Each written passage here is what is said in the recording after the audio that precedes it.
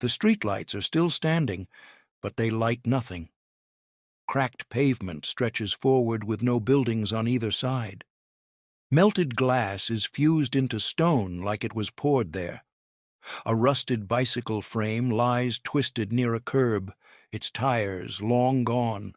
In the dirt, impressions remain where foundations once pressed down for centuries, now exposed, raw, and silent. There are no warning signs, no plaques explaining what happened at first glance, just emptiness where a living city should be. This place didn't slowly decay. It didn't lose a war and rebuild. It was erased so completely that even memory struggled to survive. Maps redrawn, names removed, histories interrupted mid-sentence. And that single truth reframes everything. Some cities in World War II weren't destroyed by chaos. They were deliberately deleted. So here's the question you have to answer before we go on. Was this the unavoidable cost of war, or proof that erasure itself became a weapon? At 8:15 in the morning, the city was alive. Streetcars ran their routes. Shop doors were open. Students were walking to class. Then the sky flashed white, not bright, but absolute, and the city below stopped being a city at all. The blast didn't just knock buildings down, it flattened direction. Walls collapsed inward, roofs folded like paper. Human beings closest to the center didn't have time to run, scream, or even fall. They vanished so fast that only their outlines remained, burned into steps, bridges, and stone walls. Those markings are still visible today. Dark silhouettes frozen mid-motion, as if the city itself tried to remember who was there. People later described a silence that felt wrong. No fires crackling, no alarms, just a hollow stillness where sound seemed to refuse to return. Survivors said the air tasted metallic. Skin darkened within hours. Shadows stretched where bodies should have been. And for years, rumors followed. Stories of figures seen at dawn near the blast center, shapes that vanished when approached, footsteps echoing where no one walked. Some claimed the city was haunted, that the dead never fully left. The grounded explanation is brutal but clear. The heat reached thousands of degrees in seconds, bleaching surfaces unevenly and creating contrast where objects, including people, blocked the blast. Trauma locked those images into memory.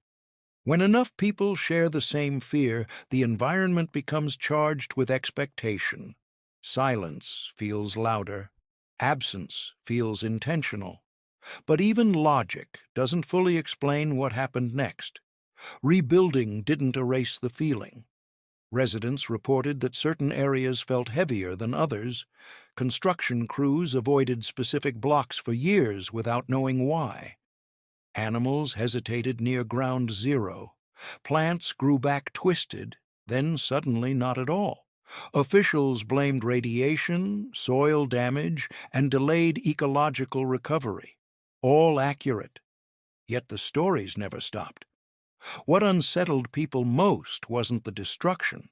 It was how fast the city ceased to exist as a system. Streets lost alignment, landmarks disappeared so completely that survivors argued over where they once stood. Maps printed before the blast became useless. Directions failed, memory fractured. This wasn't a city reduced to rubble. It was a city turned into absence. And here's the part that still disturbs historians. The bombing wasn't just about ending a war. It was a demonstration, a single event designed to show how quickly an urban center, culture, history, daily life could be removed in seconds. That realization changed warfare forever. Because once the world saw that a city could vanish instantly, the idea of total erasure stopped being theoretical. It became achievable. And if one city could be reduced to shadows at breakfast time, what would stop it from happening again?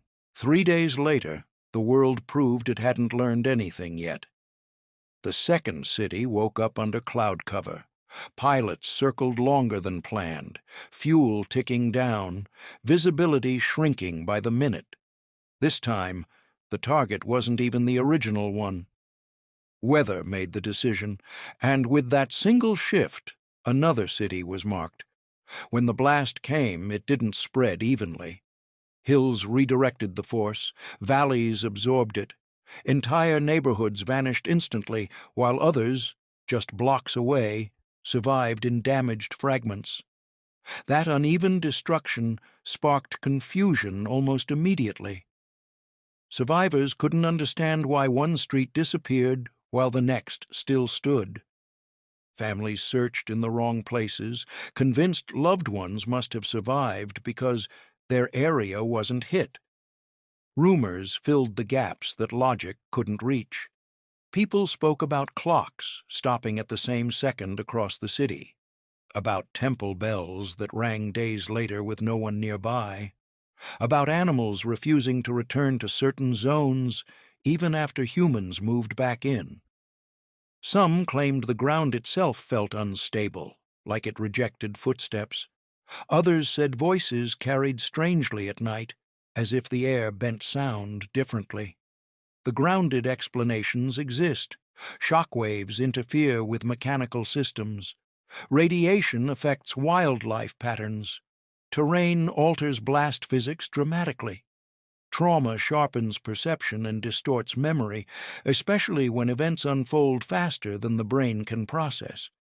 And yet, even with all that, something about this second destruction unsettled people more than the first. Because this time, there was no shock of the unknown. Everyone involved knew exactly what would happen. That's where the controversy begins. Historians still argue whether the second strike was necessary. Some documents suggest it was meant to force immediate surrender. Others hint it was a test. Different terrain, different conditions, different data. The city, in that interpretation, became a variable rather than a place. Residents felt that judgment long after the smoke cleared. Reconstruction came faster here, but the emotional divide lingered. Survivors described a sense of repetition, like living through an echo rather than a singular event. Children born years later grew up hearing stories that overlapped, blurred, contradicted each other. Memory itself became unstable. Some claimed the city never felt whole again, not because of the damage, but because of the knowledge that it could have been avoided, that it happened not because of fate, but because circumstances allowed it. Psychologists point to survivors' guilt layered with collective trauma.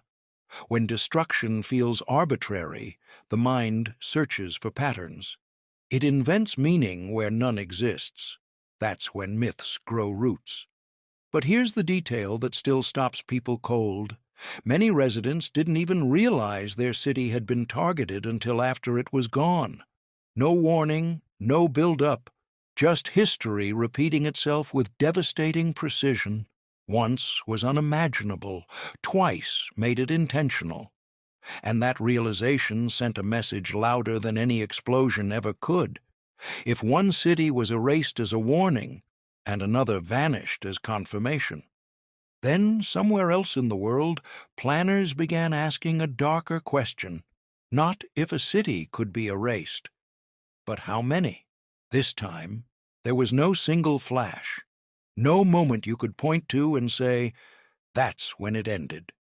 What happened here unfolded slowly, deliberately, and with chilling precision.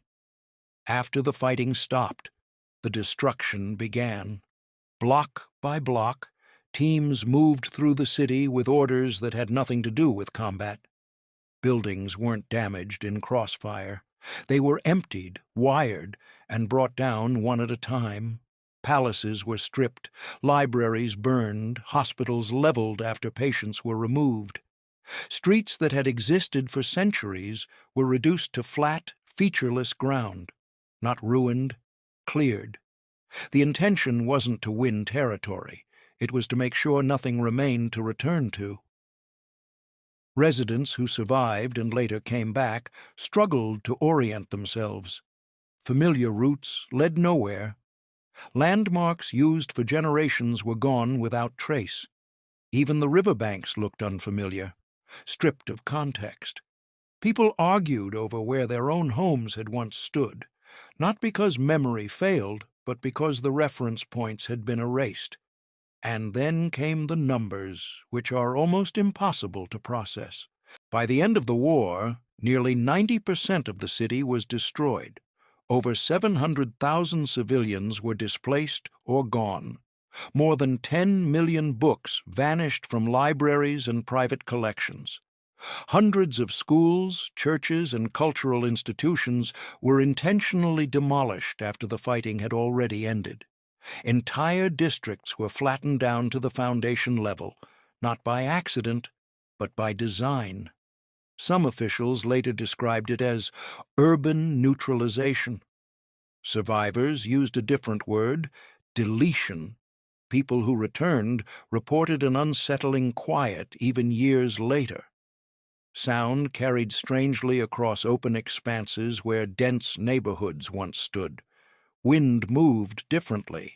Without buildings to break it, voices felt exposed. Some claimed the ground felt hollow, as if the city's absence left behind a physical void. There are no paranormal claims here in the traditional sense. No figures, no voices, no apparitions. What haunted this place was scale. The realization that erasure could be systematic, that history could be dismantled like infrastructure. Psychologists explain the lingering unease as cultural trauma. When a city isn't just damaged but intentionally wiped, the loss isn't only physical, it's symbolic. Identity fractures, memory detaches from place. Even reconstruction can feel artificial, like rebuilding on top of a ghost outline. And yet, the city was rebuilt. That's the paradox. From near total absence it returned, but never exactly as it was. Streets were redrawn, buildings recreated from paintings and photographs. A version of the past was assembled piece by piece, based on what people remembered. But memory is never complete, and that raises a disturbing question. If a city can be erased intentionally and then reconstructed selectively, how much of what stands today is recovery, and how much is approximation? Because elsewhere, some places weren't rebuilt at all.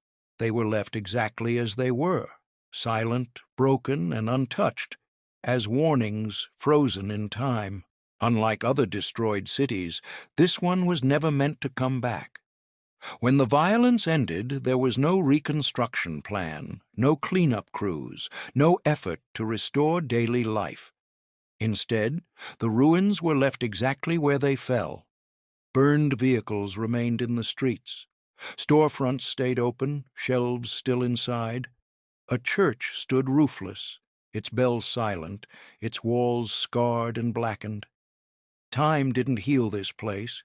It stopped it. The people were gone in a single afternoon. Families gathered, separated, and then removed with brutal efficiency. By nightfall, the town was empty. By morning, it was a shell. Walking through it today feels intrusive. Children's toys still rest in the dirt. Sewing machines sit rusted inside shops, thread frozen mid-use. Bullet marks remain on walls at chest height. No effort has been made to soften the impact. The town exists as it was left, not as a memorial shaped by comfort, but as evidence. Visitors often describe an overwhelming heaviness. Some report hearing footsteps behind them, only to turn and find nothing there. Others claim whispers drift through open windows when the wind is still. A few say cameras malfunction or batteries drain faster than expected. The grounded explanation is straightforward. Wind moves unpredictably through hollowed structures. Old stone amplifies distant sounds. Emotion primes perception. When people know what happened in a place, their senses sharpen, searching for confirmation. Grief doesn't need the paranormal to feel present. Still, the stories persist. What makes this place different isn't mystery. It's intent. The decision to preserve the ruins wasn't accidental. Officials chose not to rebuild because rebuilding would dilute the message. This town wasn't destroyed as collateral damage or strategic necessity. It was eliminated to demonstrate power and fear, then left exposed as a permanent reminder. There's something unsettling about a place designed to be looked at, but not lived in. Over time, nature tried to reclaim it. Weeds grew through cracks. Moss crept along walls. But even that reclamation feels restrained, as if the town resists being absorbed. Paths remain visible. Layouts are intact. The absence is organized. Historians say the psychological impact was intentional. A preserved ruin carries more weight than statistics ever could. It forces confrontation. You don't read about loss. You walk through it. And that's why some visitors say the town feels aware. Not because it's haunted, but because it refuses to fade. The buildings don't tell stories, they accuse. And that leads to a disturbing realization. If one town was frozen in destruction to send a message, how many others were erased so completely that no one could ever walk their streets again? Because not every place was left behind as evidence. Some were removed so thoroughly that only their names survived, if even that. And once a place disappears from the map, it becomes much easier to forget it ever existed. This place wasn't targeted for its location, resources, or military value. It was chosen as a warning. The order came quickly and without debate. One village would be made to disappear in retaliation for an act committed somewhere else. The selection was almost random, which was the point. Fear works better when no one knows why they were chosen. The men were taken first, removed in groups. By the end of the day, none returned. Women and children were loaded onto transports and scattered into camps, their identities stripped down to numbers. What remained was an empty settlement. And even that wasn't allowed to stay. Homes were burned to the ground. The church was leveled. The cemetery was dug up, graves opened, headstones destroyed, trees were cut down, roads were torn apart. Officials went further still, attempting to remove the village's name from maps, records, and road signs. The goal wasn't destruction. It was denial. For a time it worked. Surrounding towns avoided the area. Travelers passed through without knowing a community had ever stood there. Survivors, scattered and silenced, struggled to prove the village had existed at all. Without buildings, documents, or graves, memory itself became fragile. Years later, when the site was rebuilt, people noticed something strange. The new structures stood clean and orderly, but the land felt resistant. Crops failed repeatedly in certain patches. Footpaths formed where no roads were planned. Some locals claimed the air felt thinner there, quieter than surrounding areas. The grounded explanation points to disturbed soil, unmarked mass graves, and disrupted water flow. When land is violently altered, it behaves differently for decades. Ecological imbalance can persist long after human structures return. Still, the stories linger. Some say the area feels watched at dusk. Others claim they hear distant voices when the wind cuts across open fields. There are no consistent apparitions, no clear patterns, just unease. Psychologists attribute this to inherited trauma. Even those born long after the event grow up absorbing fragments of the story. When a place is built over loss without acknowledgement, the tension leaks into daily life. Silence becomes heavy. What makes this village's fate especially disturbing is how close it came to total success. If not for international attention and later documentation, it might have vanished completely, not just physically, but historically. That possibility changes how we understand erasure. It's one thing to destroy a city in war. It's another to remove proof it ever existed. And once that line is crossed, destruction no longer ends with buildings. It reaches into memory, language, and identity itself. Which leads to an unsettling truth. For every place we remember as erased, there may be others we never knew to look for, because some cities didn't leave ruins, monuments, or preserved streets behind. They left nothing at all, and that kind of disappearance is the hardest to trace and the easiest to repeat. Not every city left behind broken walls or preserved streets. Some simply disappeared. These weren't famous capitals or symbolic towns. They were small cities, industrial hubs, trading centers, and rural communities that sat in the wrong place at the wrong time. Bombed repeatedly, burned, abandoned, then built over, flooded, or cleared without ceremony. No decision to preserve them, no effort to mark where they stood. In many cases, records were lost alongside the buildings. Local archives burned, census data vanished, photographs were destroyed or never taken. When survivors fled, they carried memories but little proof. And when they didn't return, the land moved on.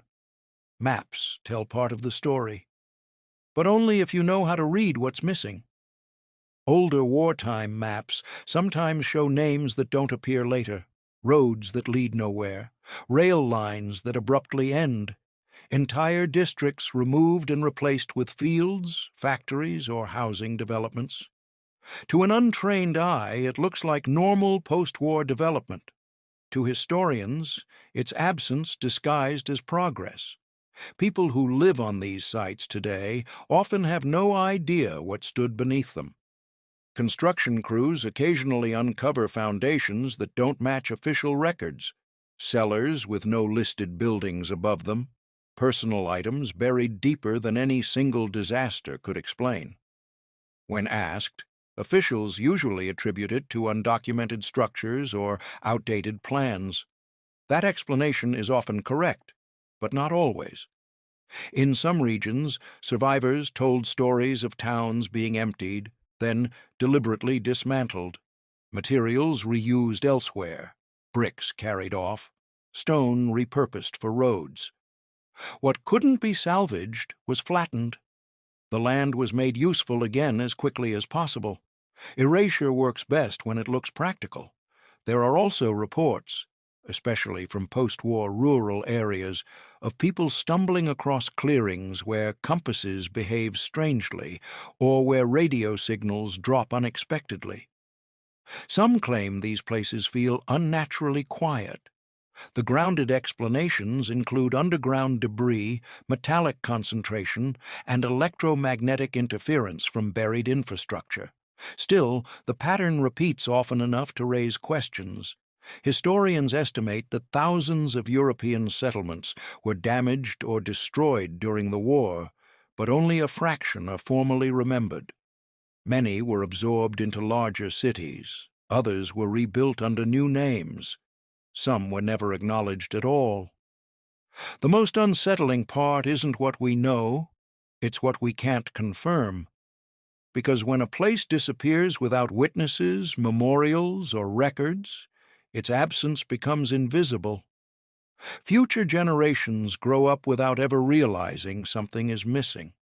The land doesn't look empty, it looks normal, and that's the danger. A ruined city demands attention. A vanished one asks for nothing, which means the true scale of erasure during the war may be far larger than any official number suggests. And if entire communities could be removed quietly, efficiently, and permanently, then the question isn't just how many cities were erased, it's how many were erased so completely that no one remembers to ask about them at all. And that thought leads us to the stories that refuse to stay buried, the echoes, myths, and claims that still surface decades later, even when history falls silent. Long after the rubble was cleared and the maps were redrawn, the stories didn't stop. Across former war zones, people began reporting the same kinds of experiences, even when they didn't know the history of the land beneath them. Sudden drops in temperature, a sense of being watched in open fields, sounds with no clear source, footsteps where no path exists, murmurs carried against the wind, doors slamming in buildings that were never meant to be there. Some claimed they'd wandered into places that felt out of time, streets that didn't match modern layouts, foundations visible only at certain angles. For a moment, it felt like the past pressed through the surface, and then it was gone. The paranormal explanation suggests these locations hold residual energy. That extreme trauma leaves an imprint, replaying fragments of what happened there. According to this view, the land itself remembers, even when people don't. The grounded explanation is equally compelling. Human perception is deeply influenced by expectation, environment, and suggestion. Old battlefields and destroyed settlements often contain buried debris, unstable ground, and unusual acoustics. Wind traveling through underground voids creates low-frequency sound known to cause unease, anxiety, and even hallucinations. Add historical awareness, and the brain fills in gaps. Still, some reports are harder to dismiss casually. There are cases where people unfamiliar with a site's history described events that matched documented incidents almost exactly. Locations of former buildings, paths, or gathering points later confirmed by records or archaeological surveys. Skeptics argue coincidence, selective memory, or post-event reinterpretation. Believers call it evidence. Neither side has definitive proof. What complicates matters further is how widespread these claims are. They aren't limited to one country or culture.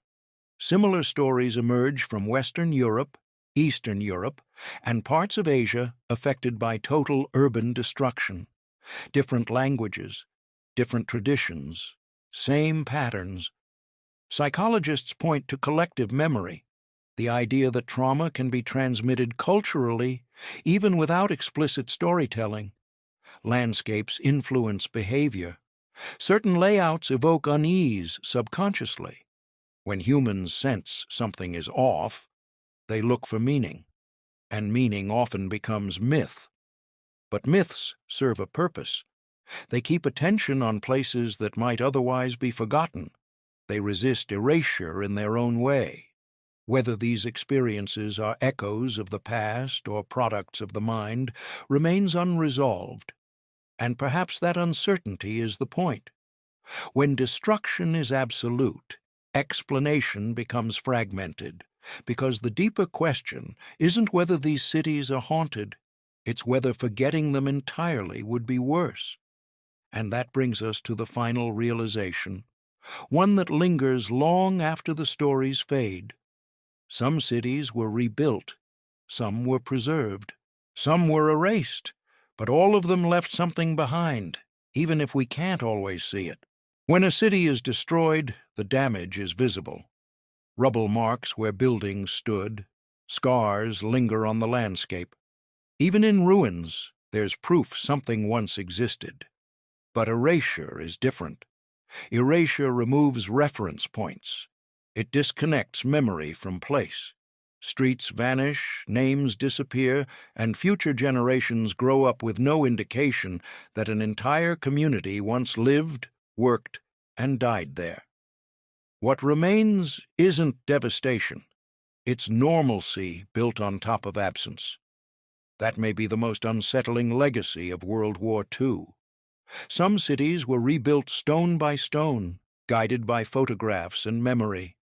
Others were left untouched as warnings, frozen in their final moments. And many more were quietly absorbed into something else, fields, highways, housing developments, their past flattened into usefulness. Each outcome sends a different message. Rebuilding says survival. Preservation says remembrance. Erasure says silence. Historians often measure loss in numbers, populations displaced, buildings destroyed, square miles leveled. But what can't be quantified is the cost of disappearance. The recipes never passed down, the dialects that faded, the routines that ended without witnesses. When a place is erased, its story becomes vulnerable. It survives only as long as someone remembers to tell it. That's why myths, rumors, and uneasy feelings persist. They're not distractions from history. They're signals that something important is missing. When official records fail, people lean on sensation, story, and intuition to fill the gap. Whether or not the land remembers doesn't really matter. We do, and the danger isn't that these cities were destroyed. The danger is that their erasure can start to feel normal, like an acceptable outcome, a footnote, a necessary cost. Because once destruction becomes routine, memory becomes optional. And once memory fades, repetition becomes easier. So the final question isn't about ghosts, bombs, or ruins. It's this: if entire cities can be erased from the world, physically, culturally, and historically, and life continues as if nothing happened, does survival mean rebuilding what was lost? Or simply learning how to live without remembering it at all?